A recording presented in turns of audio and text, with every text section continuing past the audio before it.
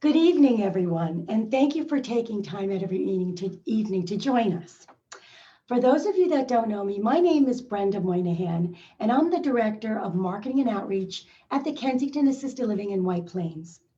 Tonight's presentation is How to Get Good Z's Now and Reduce Your Chances of Dementia Later. During this presentation, we will hear about the relationship between sleep and memory loss. We will also learn about sleep disorders, devices to address sleep disorders, and ways to promote restful sleep. Before I introduce our speakers, I'd like to briefly give you some information about the Kensington, again, for those of you who are not familiar with us. The Kensington is an enhanced assisted living, and we are committed to providing outstanding care every day with the full spectrum of clinical support, including caring for those with Alzheimer's and additional dementias. We encourage independence and confidence and focus on making each individual feel important. Our promise is to love and care for your family as we do our own. If you would like information about the Kensington, please feel free to call us at 914-390-0080 or go to our website at www.thekensingtonwhiteplains.com.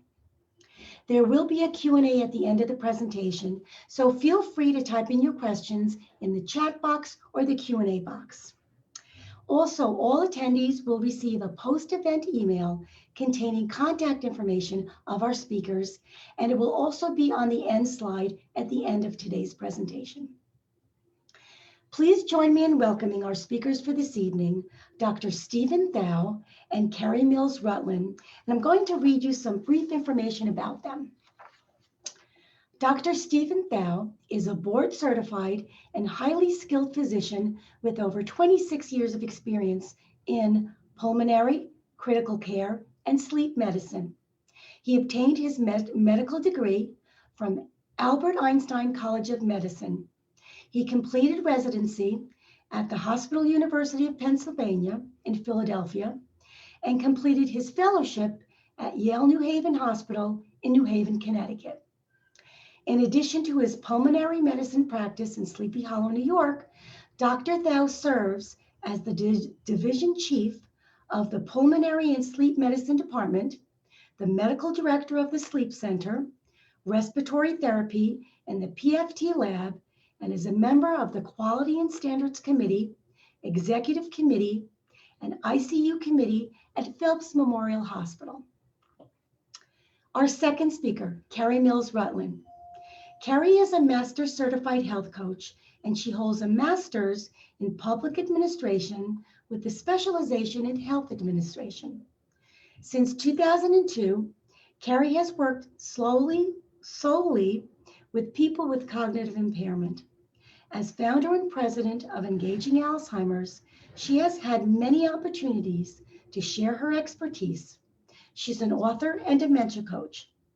Kerry is also a regular guest on local radio stations as well as TV. She is a trained practitioner in the Bredesen protocol. And in this capacity, she works with clients and their families, focusing on interventions that can stop the progression of cognitive impairment, including that of Alzheimer's disease, and in many cases, help strengthen and repair lost cognition. Welcome, Dr. Thau and Kerry.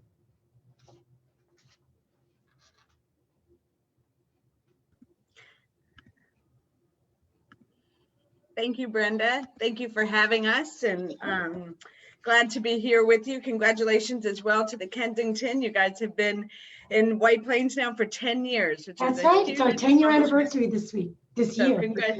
Congratulations. So, Kerry, I am actually going to go away. Okay. So everybody can focus on you. All right. I'm going to share my screen and share my PowerPoint as well with everybody. Hold on one second.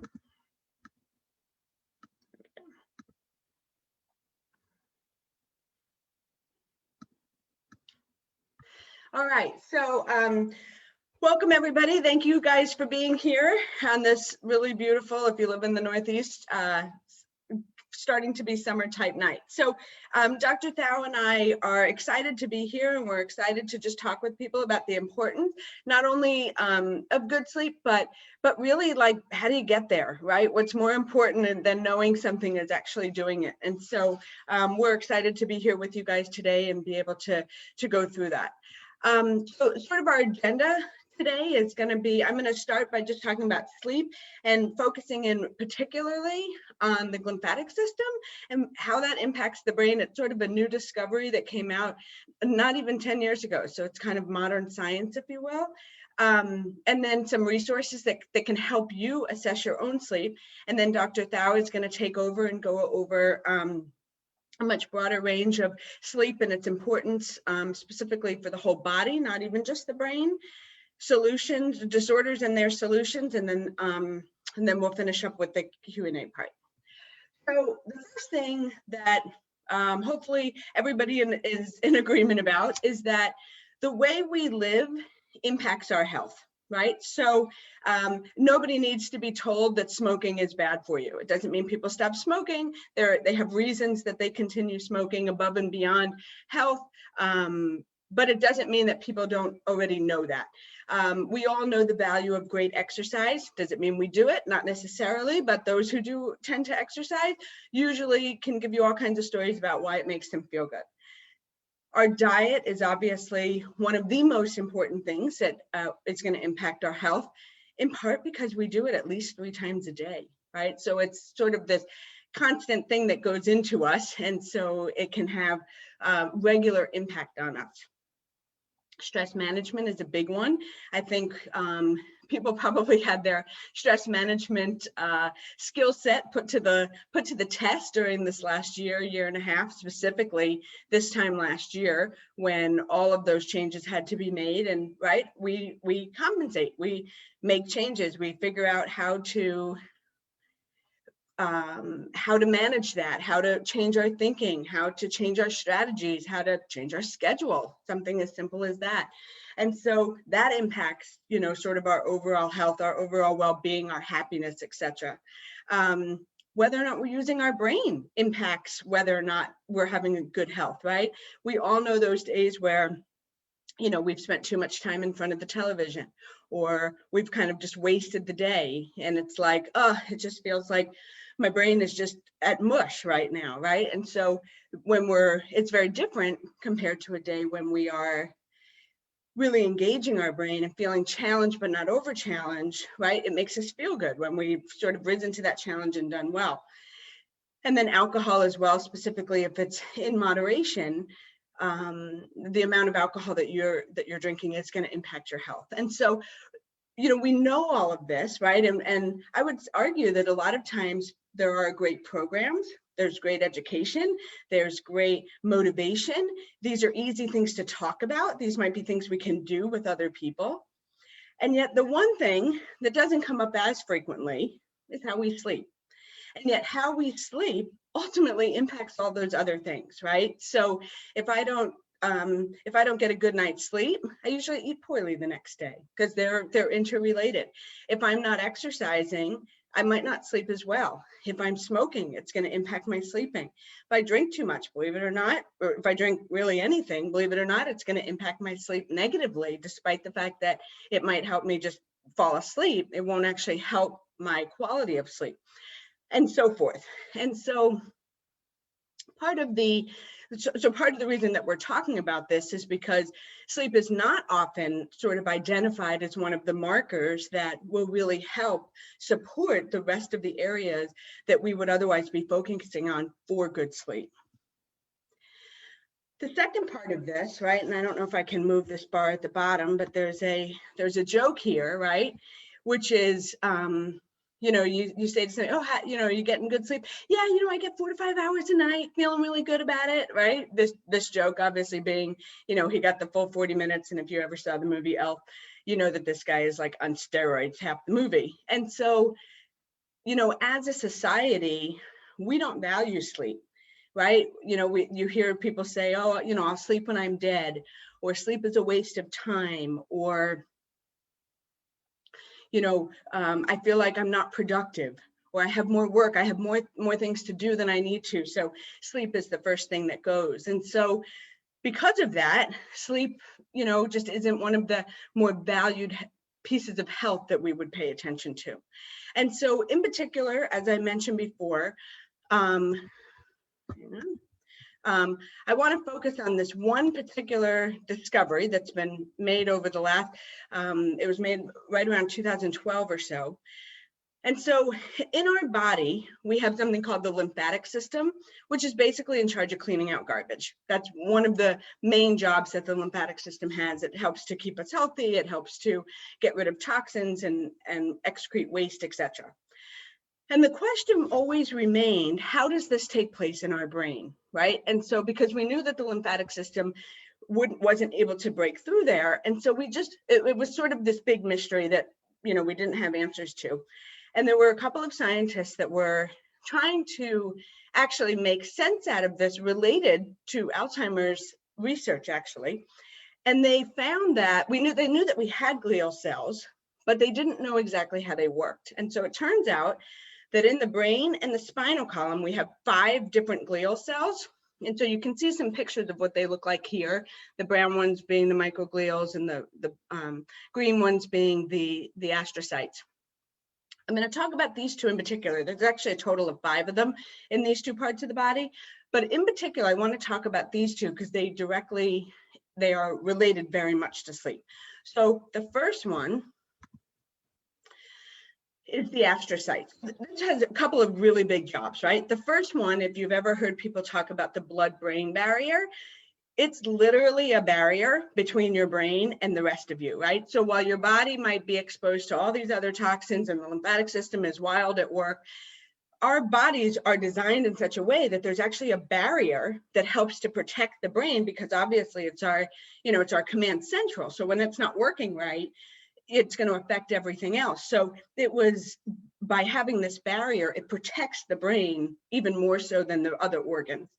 So that's the first thing that these astrocytes do. The second thing they do is they regulate neurotransmitters. So part of what happens is when the body releases different neurotransmitters to help, whether it be mood, whether it be getting us excited, calming us down, all these things, there's a part that they need to be recaptured. Whatever doesn't get used gets recaptured. That's another job of the astrocyte. Another big one is that they clean up waste. They get rid of garbage and toxins and excrete, waste and all that. They regulate blood flow to the brain. So if one part of my brain is working extra hard, the astrocytes are responsible to make sure that part gets more more blood flow, so I have better oxygen, etc. And then synchronizing axons, which is related to talking to other neurons, and the last one being energy. So why is this important, right? So these are big jobs. We could all agree about that. The second one being the microglial, their job, they have 3 main things. The first one is they're like our brain's immune system. So they are in charge of keeping us healthy and regulated. They work similar to, if I had a cut on my arm, right? My body would respond. It would create a little inflammation in order to fix it. And then the inflammation dies down and my body goes back to normal. So the microglials do the same thing in the brain, which actually they think might be related to Alzheimer's down the road. So this is the kicker. This is why this is all super important. These guys do their job when we're sleeping. So when we're awake, they can only do so much. But what this research came out and showed just about a decade ago was that at night, these in particular, but the rest of them, the glial cells, they shrink by about 60%. And so they go between the neurons like little fish, and they can do their job so much more efficiently. But if we don't get the sleep, our brain doesn't get to do this, right? And so add to that, the amount of research that's been done is growing, and I believe Dr. Thau will talk a little bit more about that. But like, take somebody who drives, right? And they're driving and it's 2 a.m. and they haven't been drinking. Do you know that the body is already, because it should be sleeping, the body is already starting to act like it's intoxicated? It's having some of the same effects, I should say, because the brain needs sleep. It needs the right amount of sleep. It needs 8 hours. It doesn't need 6. It doesn't need 10. It needs the right amount of sleep for an adult 8. And so when we just ignore sleep and we just say that, you know, it's not important to me and I'm just going to write it off, it doesn't just have implication for today, but it has implication for the future. So much so that research is being done these days to look back at people who have Alzheimer's now or have cognition issues now, and they are identifying that back in middle age, these were people who already had poor sleep. So much so that they're starting to look at whether or not poor sleep in middle age can actually be identified as a precursor to developing Alzheimer's or a predictor. So sleep is super important to the brain, and it's important for today. So if you're, you know, watching this because you're concerned about your mom, or you're a professional in the field, or you're 30 years old and I don't necessarily know why you're here, but we're thrilled that you are. This matters. This matters now. This is applicable to every single one of us. And so the question then becomes, well, gee, you know, when do I start? Should I make this a priority? And there's a Chinese proverb that says, the best time to plant a tree was 20 years ago. And the truth is that would be the same thing said for when is a good time to start with sleep. If you haven't already, start now, which is the second half of this proverb. And so that's what we're going to encourage you for today, the value for today. So you'll be sharper today, you'll be more on your game today, you'll be able to function better today. All these things are true. And in taking care of yourself today, you're preparing yourself to be able to age better and to be able to function better and have a more cognitive brain as you age. In particular, so two of the things I'm going to challenge you in particular are, there are devices that you can use, and we'll talk about just using them in a second, but there's two devices in particular that can be really helpful for you to identify whether or not you're having good sleep. So it's sort of like an assessment for yourself. The first one is called the Well-You Ring. And basically what it does is you download an app, and on the app, you set it to your level of oxygen. So it's measuring your oxygen as you sleep. And so all of us want to have between 96 and 100. That would be ideal. Some people will set this at night to 92, 94, some people 90. The truth is you're just suffocating. The lower you go, the more you're just suffocating yourself at night. But anyhow, the way the ring works is that when it's monitoring, as you can see in the photo, it's monitoring the oxygen. And when it drops to the level that you've set it, the ring vibrates a little bit. And so it's just enough. In the beginning, people report that it's actually quite destructive. And so, which is okay, because you will get used to it.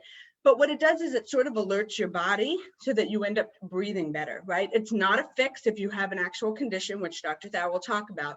But again, it's a good assessment tool for you, for yourself, to see, gee, am I getting oxygen while I sleep? I will tell you that there was a lady that I worked with who decided to get this to see how her oxygen was at night. She does not fit the mold for sleep apnea. She's petite, she's female, she's athletic, she's not even remotely overweight. And it was in doing this that it actually helped her to see that her oxygen levels were dropping quite a bit during the night. And she ended up going to a sleep doctor, and it turned out that she has sleep apnea. So again, this device would be used to help, not necessarily, you know, I mean, if your oxygen doesn't drop low all the time and stuff, it might be just fine. But it can also be used to help you identify if you actually do have a problem. So that's the first device. And then the second device is called the Oura Ring. Let's see if I can't move this. So the way that the Oura Ring works is it's the lowest EMF tracker. So yes, absolutely, you can use your Apple Watch. You can use, you know, there's many devices out there, but this one in particular has the lowest EMFs, which is something that we would promote for good sleep. And so the way that it works is you put the ring on at night. It does do activity tracking. You could wear it for that or not. I don't think it's the best activity tracker. But what happens is when you wake up in the morning, as you can see on this side of the screen, it will give you a sleep score. And the sleep for this, in particular on this report, was 75. you want to be 85 or higher. And, you know, a lot of people say, oh, as you get older, you don't sleep as well. And there's all kinds of excuses. And I can tell you, having worked with many, many, many seniors who have worn these rings and seen how they work, seniors can sleep perfectly fine if all of the right interventions are put in place. And so this has been really helpful. There's a handful of people that really jumped to mind. One of them in particular was a man. He was 68 years old, 69. He had already had cognitive impairment. He was diagnosed with mild cognitive impairment. He had lost his car in a parking lot one day. He was also still running an accounting firm. So he was still very able, but at the same time, you know, had some real gaps. And he was somebody who reported never sleeping. He said, from the time I was in high school, I remember I was never a good sleeper. And so as he, you know, tried to modify his diet and exercise appropriately and do brain games and all these other things to impact his cognition, he kind of put sleep on the back burner. And his excuse being, every single time, I've never been a good sleeper, that I'm just not a good sleeper. Anyway, we worked with him. He got himself an Oura ring, and guys, his sleep score was in the 40s. It was horrible. It was like I was shocked even looking at it, wondering if the thing was even working correctly. And as we looked at it, I'm still just like, you know, kind of perseverating, looking at this like, whoa, I've never seen such poor sleep scores. And he continued talking and kind of justifying where he was at. And I said, sir, here's the deal. You can do all that other stuff right, but if you don't fix this, that stuff, you will never reap the benefits of everything else that you're doing. And there was something for him about seeing the data that helped him tremendously to just put good sleep hygiene. So he didn't have sleep apnea. He didn't have a condition that was making him not sleep. It just wasn't a priority. He was a busy businessman, successful. So, you know, he's on his phone until all hours of the night. It's the first thing he does when he wakes up. He's a total stress bomb, doesn't do anything about that. That impacts his sleep. Well, about two and a half weeks later, his wife and I were speaking, and she said, I just wanted you to know that the day we got off that call, he made sleep his priority. He was extremely intentional. He made sleep his priority. And we looked at his sleep scores together, and guys, he was getting into the 70s. He had a couple of marks up in the 80s. And within 2 months or so, the man was regularly getting sleep with a sleep score in the 80s. And so I say that to say that just if you've never slept, if you're on sleeping pills, if you're drinking to self-medicate, any of these things, when Dr. Thau is talking about sleep hygiene, it's really, really important because they're the things that you can do that will help you to have better sleep. And so this is, again, just one simple device that will help you to monitor that, especially if data is something that will motivate you. And so then, again, as a health coach, right, my job is to not overwhelm you with information. My job is to help you take the next step. And so the one thing I would say is that sleep it can be a dicey topic for people for a variety of reasons. And so I wouldn't say that there's any one right thing to do. Truthfully, the right thing for you is the thing that you're going to do. So if you say, you know what, I can get into the habit of going to bed at the exact same time every night, check, then that's the right next step for you. If, you know, somebody else may say, you know what, I can go to reading a book instead of watching TV, check, that's the right move for you. I actually had this one woman who she had actually tracked her carbohydrates, and she commented that whenever she had a carb-loaded dinner, her deep sleep wasn't as deep. She was the same woman who also reported that any alcohol during the day at any given time disrupted her deep sleep, right? For other people, maybe it's I can go for a walk, you know, a couple of hours before bed just to unwind. Whatever that one thing is that you know you will do, that is the right thing. So that's the first thing, is just pick one thing. Don't do all of it. I mean, if you can, great. But by and large, when people try to do everything, they fail at all of it. So that wouldn't be the recommendation. The second thing is then just try it.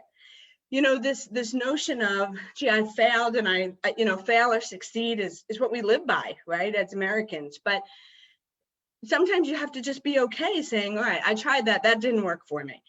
then you pick something else, right? This isn't about getting it perfect and starting tonight and being perfect going forward. It's about doing that trial and error to figure out what are the changes you can make that are sustainable and which ones have success for you. Perhaps you try some of the sleep hygiene suggestions and they're not helpful for you, or they don't work for you, but something else does. So pick one thing, try it. And then lastly, if data is useful to you, if you're even kind of curious, I would recommend giving it a go. You know, just using it, because there's something very satisfying about seeing, gee, I made these changes and look at what the outcomes are, look at how they've changed. And so this would be sort of my recommendation of, you know, how do you step forward next? So with that, I'm handing it back to Brenda, and then I'll see you guys at the Q&A. I think I'm handing it back to Brenda. Okay. Aha, thank you. That was good information, Kerry. Very good. Thank you. Thank you. Now we will hear from Dr. Thau.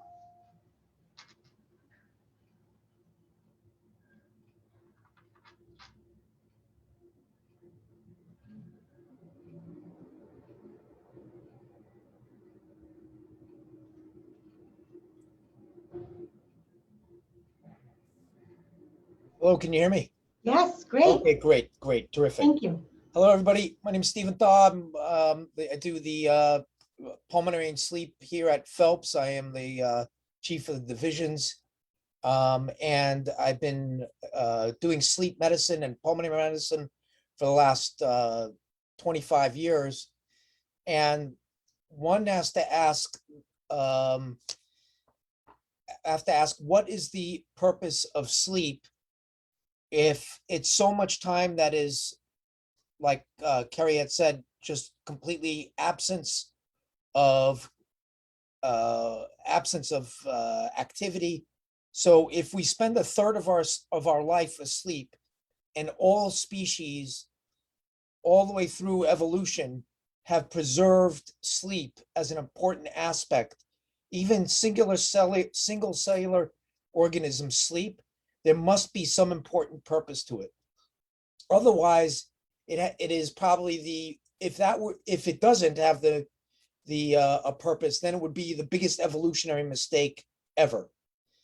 So we sleep, as Kerry pointed out, that there are restorative reasons, like we all feel better, and that's because proteins and other things get synthesized, and then certain things get degraded, the toxins get eliminated. We also conserve energy. It allows us, there's an adaptive reason to do it. But I would point out that memory reinforcement, in part because of the way we dream and the way we sleep, enables us to learn new things. And that actually will resonate very loudly with the group here, as this is what Kerry Ann was talking about, as being a synaptic and neural network integrity component, that without it, just like your brain is being the body's computer, and when you call IT and you have a problem with the computer, the first thing your IT department tells you to do is shut down the computer. Well, if your brain doesn't sleep properly, then it's the same thing as leaving a computer on for days and weeks and months, and everything gets all gummed up. So while the exact mechanism is unknown, we know that there are real benefits. It regulates mood, it regulates appetite, it helps our memory, it helps restore our ability to function normally. And we also know the opposite is true. If you have sleep deprivation, you have the ability, it'll make it harder for you to lose weight. It'll make it harder for you to conduct the kinds of activities you want to do throughout your life. Common misconception: I don't need as much sleep because I'm older. Well, it turns out that once you hit about 20, 25, your amount of sleep actually levels off. Now, we clearly have a society in which exercise had not been a priority as people get older. Fortunately, that is changing, and you have a lot of children, grandparents, and grandparents now exercising routinely, which is great as it increases alertness and metabolism. But interestingly enough, you can even exercise at the wrong times. So exercise is good, but like when many things have, like many other things, it has to be done at the right time and the right amount. So getting back to how much sleep we need, there's really not much different between the amount of sleep you need at age, say 30 or 40 and age 50 and 70, despite what common misconception is. But the sad thing is we're getting less and less of it. And obviously you could say that is, we have a lot of competition there for our time. There's more work, there's more work stress, there's more financial stress. And people, as the patient that Kerry mentioned, is that the more time that's spent awake, the more that can be accomplished, the more billable hours, the more money we can make. And maybe we can, by exercising at 11 o'clock at night, we'll burn more calories that way, which is precisely the wrong way to do it. So sleep deprivation is bad. It is all too common, and it sets people up to have higher glucose levels and also higher insulin levels, meaning that the insulin doesn't have the same effect on your sugar. Now, we can all agree on one thing. I think it's that the brain needs blood, oxygen, sugar in order to function. So the last thing you want is to have such high levels of sugar throughout the system that the blood vessels get damaged because of the effect of high glucose and diabetes. So it also sets you up for that vicious cycle where you get poor sleep, you stay awake with caffeine, it's harder to sleep at night, you start drinking alcohol, and this vicious cycle happens all too often. And it's certainly eventually people are just too tired to exercise. And that's, we talked about the healthy habits, and the idea here is to try to get people to be more likely to do the things that are going to work well for them in the future. Certainly, the last thing your body needs is higher adrenaline levels with higher resting heart rates and higher blood pressure readings. It increases the risk of heart attack, high blood pressure, and stroke. Certainly creates more irritability that is commonly associated with those type A personalities. But interestingly, it has effect on depression, on your mood, creates more pro-inflammatory markers such as CRP, which is a C-reactive protein, which is something that is associated with heart disease and cardiovascular disease, but also neurologic disease.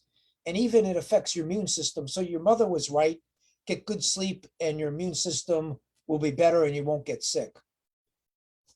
So there's a definite increase in all-cause mortality with people who are chronically sleep deprived.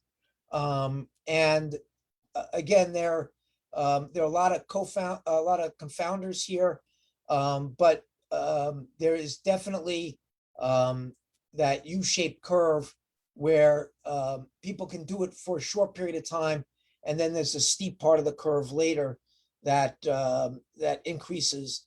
And whether you do it long term because you're a chronic insomniac, or whether or not you have a sleep quality issue. So even though you're getting the right amount of sleep, it's not an issue of your quantity, but you're qualitatively sleep deprived. That too will affect your risk for heart disease, stroke, and as well as high blood pressure, diabetes, etc. So and again, chronic kidney disease patients are also at risk of other disorders. So there's this bimodal relationship where these things cause diseases that therefore then in turn turn around and contribute to worse sleep. So if you have high blood pressure, diabetes, and you wind up with chronic kidney disease, the chronic kidney disease turns around and affects your ability to sleep well, because it itself increases the risk of sleep apnea, restless leg syndrome, and chronic insomnia. So while we can potentially burn more calories while we stay awake longer, the physiologic and behavioral changes that occur as a result of chronic sleep deprivation, which include increasing the food intake at precisely the wrong time, decreased physical activity during the day, result in weight gain, and eating at night. I tell patients, it's like you may as well double the calories because it's going to have that much effect on your glucose. It's going to make your insulin less effective. You're going to have that insulin resistance syndrome. It's going to raise all the bad markers for cholesterol and triglyceride, and not to mention your gut's supposed to sleep. And if you're putting food in it late at night, that's going to lead to reflux, which will interrupt your sleep as well. But certainly the cardiovascular stuff that's primarily responsible for pumping blood to your brain is what's at risk. So obviously there's a issue in the country with weight, and 65% of Americans are overweight, and a third are obese.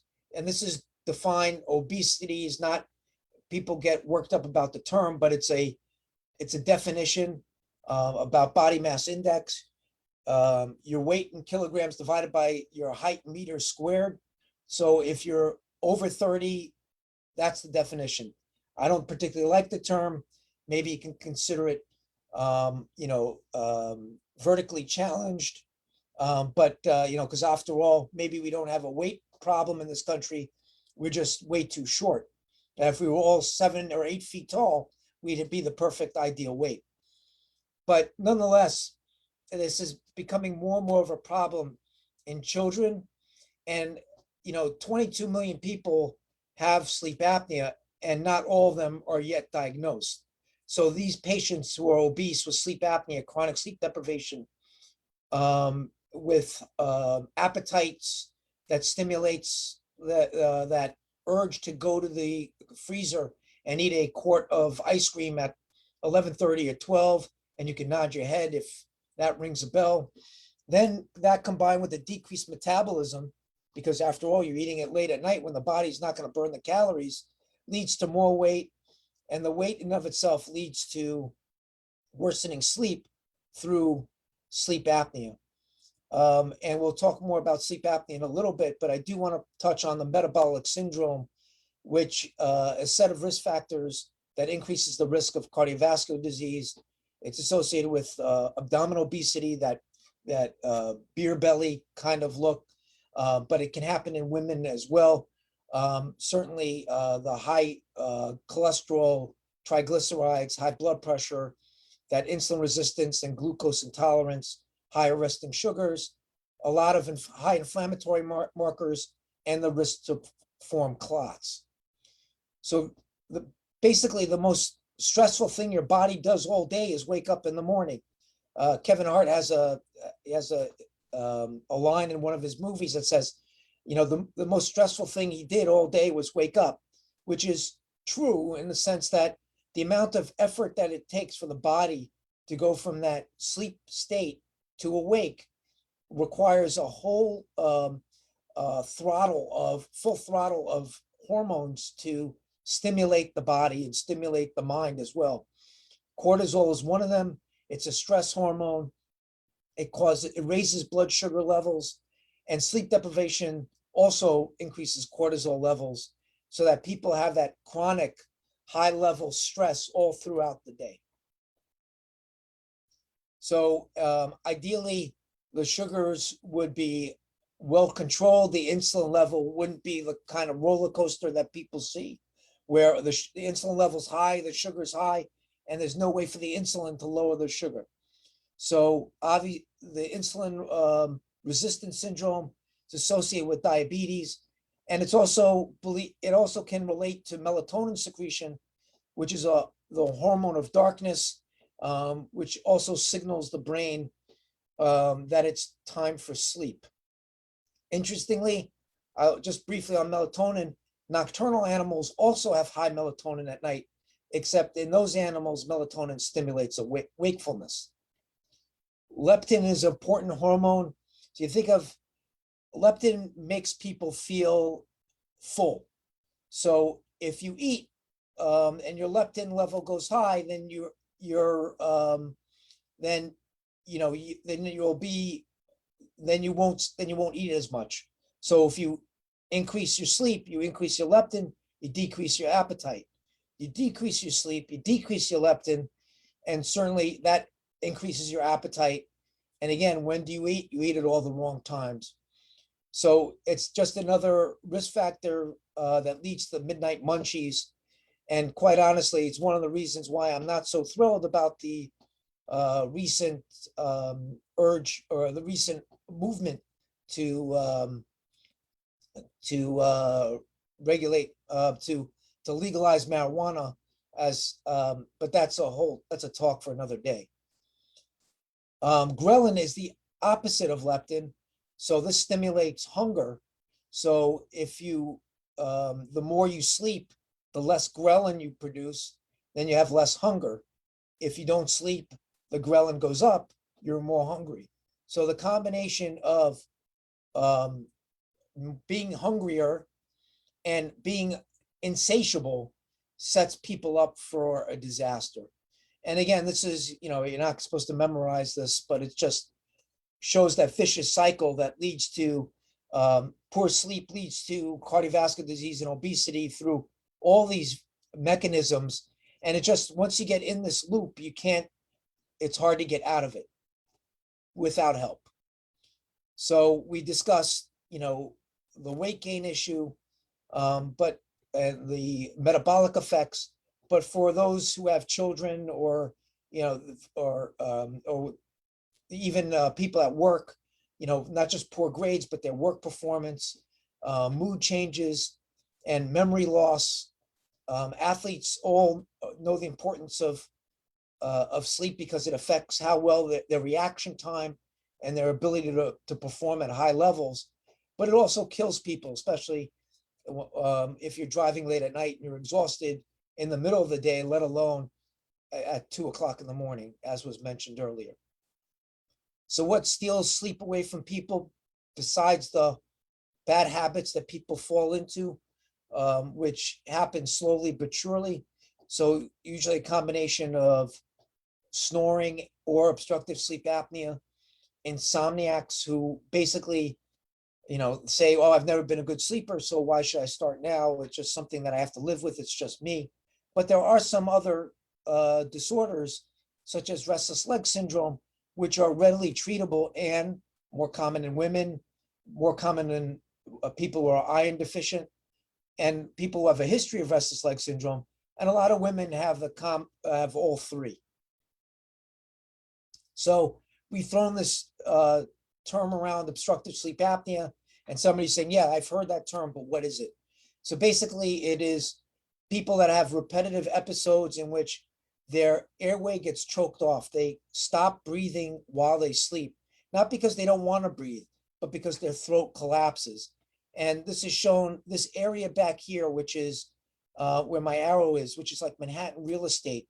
It's really tiny. And it's the space between the tongue and the back of the throat where your air has to go through while you sleep.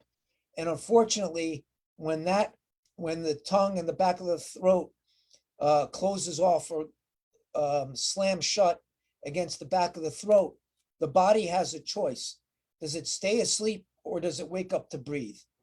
And there are a whole bunch of pathophysiologic effects of sleep apnea as it contributes to lack of oxygen, elevated carbon dioxide levels, stress, oxidative stress, inflammation, damage to the blood vessels, which in turn lead to higher blood pressure, increased heart rate, worsening O2 oxygen delivery to the heart, more wall stress, and ultimately lead to, in this box here, the really bad stuff: hypertension, heart disease, heart attacks, heart failure, heart rhythm disturbances, stroke, yes, and even dementia.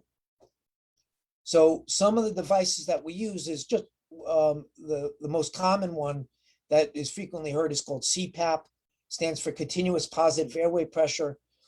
But most people are on some modified version of CPAP. It's not so continuous.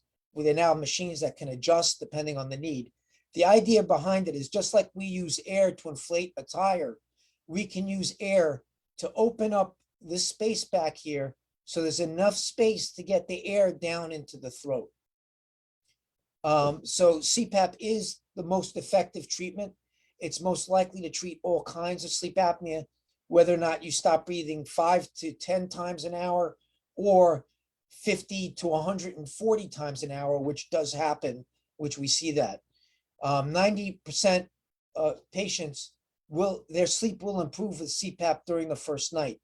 Now, long-term compliance is tough, in part because it's something that requires nightly use. But like many other things, if patients feel better, they will do it.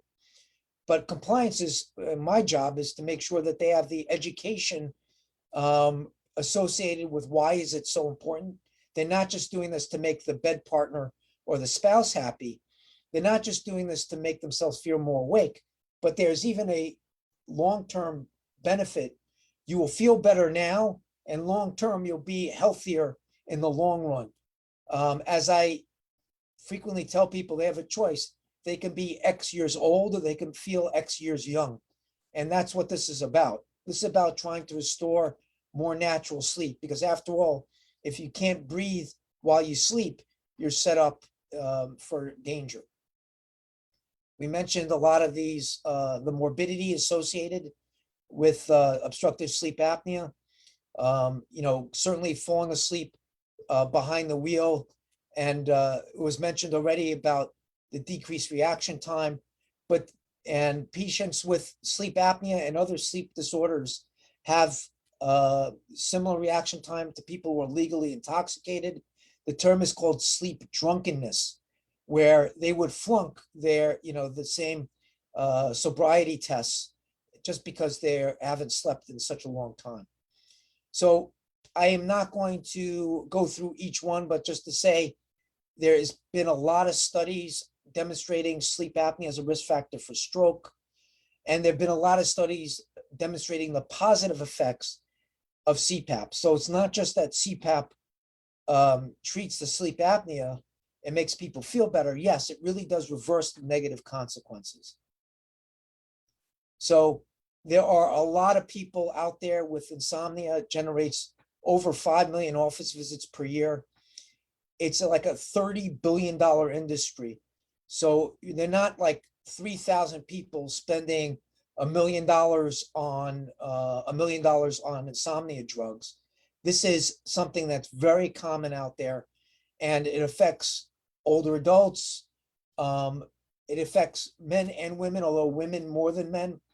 A lot of people think it's their axe to grind or their albatross, their cross to bear, but it doesn't have to be. Certainly life stressors, people who are divorced, widowed, separated, financial issues, which has been manifested more so during the COVID-19 pandemic than ever before. Certainly that creates a nightmare scenario where, of course, people, when they stop and they have a moment to themselves, now begin to think about all the things that have gone wrong. So the idea that you have to live with it, you should be banished. This is something that is correctable.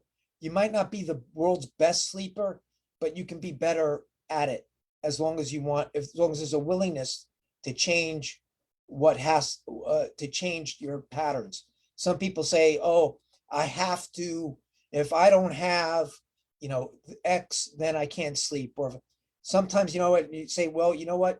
You've been doing this for so long and you're still not sleeping. So maybe it's time you try something else. After all, if things were going well, you wouldn't be in my office. So, whether or not, whatever your diagnosis is, whether it's difficulty falling asleep, difficulty maintaining sleep, waking up too early, waking up tired, it doesn't really matter how you define it. It's basically the inability to be able to fall asleep and or stay asleep and wake up feeling like you've slept.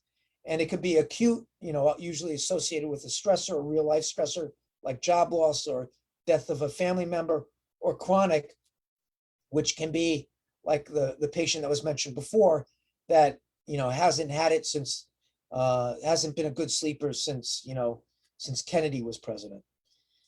But there are treatments, and we talked about different kinds of cognitive and behavioral treatments. Certainly, people always look for the drugs, but the real important thing is to realize that, you can't force yourself to fall asleep. The more you do that, the more likely it is to fail. You have to relax. You have to do all the right things and stop doing the wrong things. You got to get rid of your bedroom as the infotainment center of the planet, and use your bedroom for certain things like just for sleep and intimacy, and that's about it, especially if you're having trouble falling asleep at night. So we talked about, the cognitive therapy, trying to get rid of that concept, I must get 8 hours. Well, a lot of people haven't gotten 8 hours of sleep for decades, and they've functioned, so they can get by. I can't function if, well, you know what, you've been functioning all along, maybe you can. Or what if I can't sleep? So you manage. These are the things that it takes a while to look through, but it can work. It can work, and you'd be surprised at how well it can work. I hate drugs till you get people to sleep. I think of this as, that same saying that if you give somebody a fish, they'll eat for a meal. Teach them how to fish, they'll eat for a lifetime. If I give you a pill, you'll sleep for a night. If I teach you how to sleep, you'll sleep for a lifetime. And this $41 billion industry that is the most recent data I could find, is based on the fact that people keep on coming back to the trough. Now, sometimes I use medication to help people readjust and correct. But for the most part, there are people that have this, they really are predisposed to insomnia for whatever reason. There's a stressor that pushes them over the top, and then the bad habits make things more likely to occur. So we separate out the precipitating events from the perpetuating events, and hopefully we can get you back to an improved state in which people can get better sleep overall. So a lot of this is, learned insomnia, where they just take it for granted.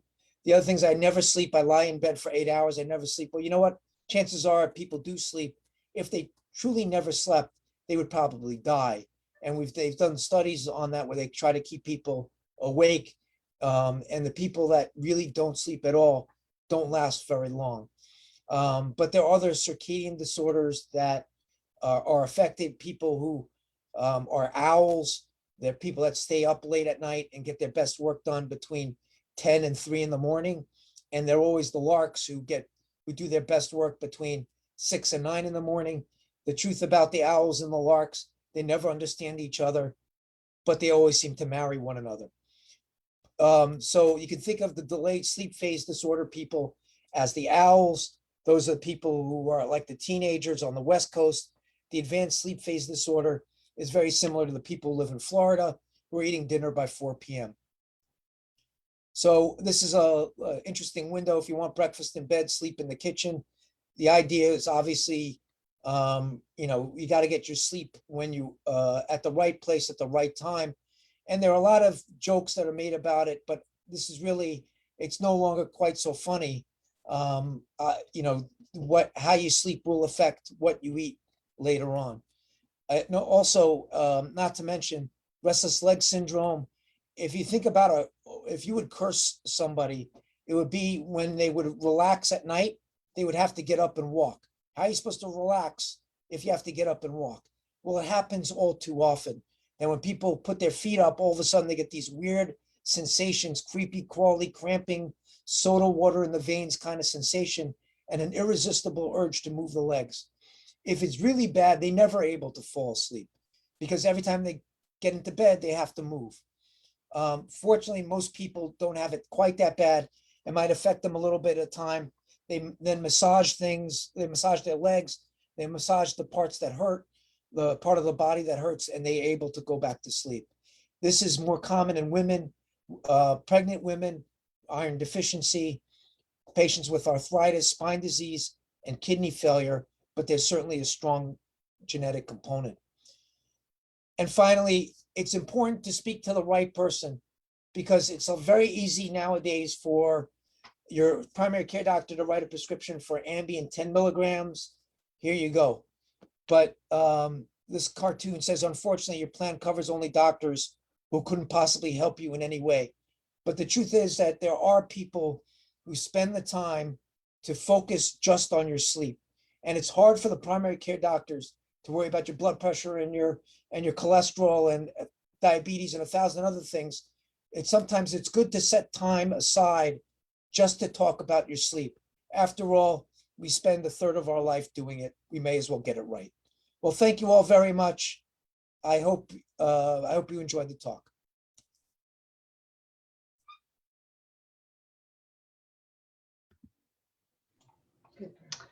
Thank you so much. A lot of really good information, a lot of stuff that I didn't know. Thank you, Dr. Thau. And I apologize. I've been mispronouncing your name. Just don't call me late for dinner. It's fine. I knew you were going to say something witty. So folks, at this time, we're going to open it up to questions. You can type in the Q&A box or the chat box. And I see we already have a couple of questions. The first is, if a person wakes about 3 times a night to void, but sleeps a total of 8 hours per night, is this problematic? And how can this be improved? Urologists have already been consulted. Can I take that one? Sure. So if I had a nickel for every time this question has been answered, I would, I would have a lot of nickels.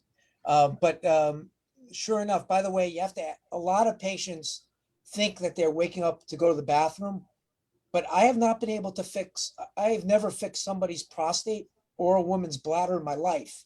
Yet when I fix their sleep disorder, they're able to sleep through the night. A lot of people are waking up because something else is happening to them. And then once they wake up, they have to go to the bathroom. So they're going to the bathroom because they woke up. They're not waking up to go to the bathroom. Again, if it was the prostate, that's not something I fix. If it's your bladder, it's not something I fix. Right. I don't go anywhere near those parts, right? I try to stay way up here. And we also know that the whole is greater than the sum of the parts. 8 hours of sleep divided into 3 parts is not the same as 8 hours of continuous sleep. So we have to, yes, that can be a problem. Yes, it's a sign. It's almost like a check engine light that something is preventing you from staying asleep. And what is it? And it might not be something that you think it is. We can only associate with what we know. And when we're asleep, we're unaware of what's going on. So people have been talking about prostates for a long time. Joe Torre didn't go on television saying he's got sleep apnea, but he went on television saying he's got prostate cancer. So their prostate health is a big, topic these days. So a lot of men in particular are focused on it. But those same symptoms are associated with a lot of other sleep disorders, including sleep apnea. Kerry, if you want to. Yeah, I think you're spot on. That's been my experience too. When people can actually fix the frequency at night when they fix the sleep. And often, especially once you're interacting with somebody who has dementia and the family says, oh, they're up all night going to the bathroom. It's like timeout. I think they're up all night because they're not sleeping, and then they recognize, oh, I might as well go to the bathroom when I'm doing it, right? Every time I turn over, I'm very pregnant. Every time I turn over, I get up and go to the bathroom because I'm awake. But I'm not waking up because I'm having to go to the bathroom. So I think you're spot on. Yeah. And this could be for either one of you. What about it's called an air ring, clip in the nose, micro CPAP? If you've ever heard of that? Yes. So the micro CPAP, the problem with those things is that, they're disposable. So it's something that if you want to use every day, you're going to go through 365. They're not meant to be used long term. So that's one of the issues. I was hoping that it would, I mean, the perfect example would be for somebody who goes camping or on a trip. If they could take that with them, then they'd be set. Yeah. So there is a role for it. It's hard to get insurances to pay for it. If you want to pay out of pocket, that you can get that. So the devil's in the details in that one. But it does have a role. Okay. And I know this is an interesting question. I know that you had mentioned in your presentation about the medications and stuff like that, but this question is, what about natural sleep inducers like valerian root or hemp gummies? So, I remember from residency, somebody said, cobra venom is all natural, right? So valerian root has a lot of side effects and a lot of drug-drug interactions. So just because it's all natural, you have to be very careful about which all natural product. After all, heroin and cocaine come from all natural products as well. So, just because, and a lot of these companies hide behind their all natural to really escape regulation. Now, a lot of companies do produce good stuff. Like I love lavender, chamomile. What's wrong with that? There's nothing wrong with that. There, iron, for instance. So that could be an all natural supplement, but reaching for medication to help you sleep just because it has all natural in the label is fraught with complication. Okay. Yeah, I think I would just, I would add two things to that. One, as far as all natural, you have to see how it even interacts with your body. I hear a lot of people say, oh, I take melatonin. I take 3-4 grams of melatonin before I go to bed. And I'm like, oh, okay, but that doesn't mean that's going to help you. Like, do you understand how it works with your body to even make sense of that? Right. And so I think what Dr. Thau is saying is right. Number two, if you can withstand the smell of valerian root, you get credit, period. Oh, it's because it's so bad. So I give you credit there. And then, just while we're on the topic of medications, because it just came up again this week, just be really mindful of the Benadryls and the Tylenol PMs and all these over-the-counter things. I mean, Dr. Thau did a fantastic job just saying, how bad it is, but we're not just talking about prescription drugs. We're talking about anything that you think, just because they sell it over the counter doesn't mean that that's something that's okay for you. Because what it does to your cognition is miserable. And also it increases the risk of falls, memory loss. It exacerbates all the symptoms of dementia. And people go to it, they like a moth to the flame. Yeah. And if they get hooked on it, not really, nobody's going to sell their television set for a fix of Tylenol PM, but there is a dependency on it, so that you basically, when you stop it, all of a sudden there's a rebound phenomenon, and it becomes worse long term. Yeah. To your point, melatonin, people don't realize when they did these animal studies, and people all concerned about there are not enough studies. Well, when they took melatonin in the same doses that humans use, well, it shrank the testicles of bears and squirrels. So this is, because these animals rely on melatonin for their mating season, and it has huge effects. And our brain produces a minuscule amount in like picograms, like 1 × 10⁻⁻10th. And here we are taking milligrams, 10 milligrams, 5 milligrams. And long term, it's fraught with risk. Now, again, for a young person, every now and then, if they're traveling, fine. But to start, I take 5 milligrams every single night, it could have effects down the road. Now, I see that we've gone over, but we'll take one more question. And it says, can you give some examples of things to do for someone with Alzheimer's or dementia who stays up through most of the night? Yeah, I can start there if that works for you, Dr. Thau. So this notion that people with dementia are up all night, happens in large part because of lifestyle. And so think about it, right? I'm caring for my mom. I'm trying to manage what's going on during the day. She wants to sleep an extra hour, go for it, right? That's an extra hour that I gain to be able to function, et cetera, et cetera.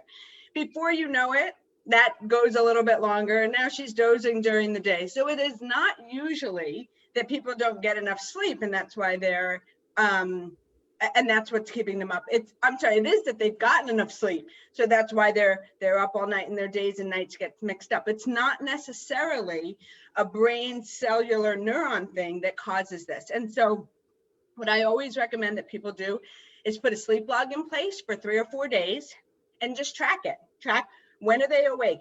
Oftentimes when we think they're up all night, they might not really be. So are there periods of time that they're sleeping?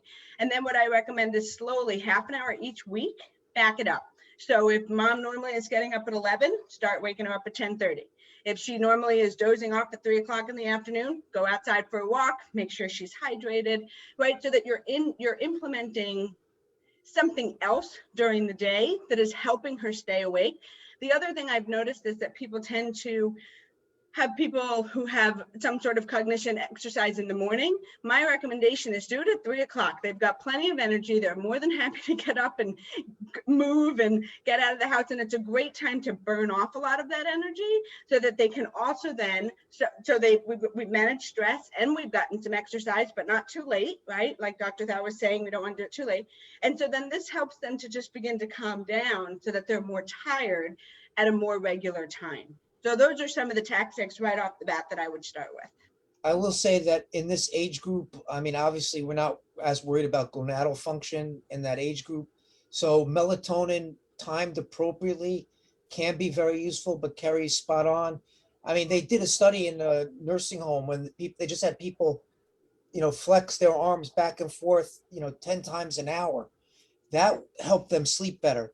Yeah. So it's sometimes keeping the patient moving during the daytime and active and stimulated, getting sunlight during the day, not letting them sleep all day is really the key, because once you get the days and nights all inverted, it becomes a disaster. Yeah, a lot of work to undo. A lot of work. So I'd like to thank everybody for joining us this evening. Dr. Thau and Kerry, thank you so much. A lot of wonderful information. I'd also like to thank my colleague, Christiane Lee. She controls the back end of our wonderful presentation. And folks, I am going to ask you to stay until the very, very end. We will put up a slide so that if you'd like to contact our presenters, you can. Again, if you'd like to contact the Kensington, our phone number is 914-390-0080. Our website, www.thekensingtonwhiteplains.com. Thank you all, and I hope you have a restful sleep tonight. Good night. Good night.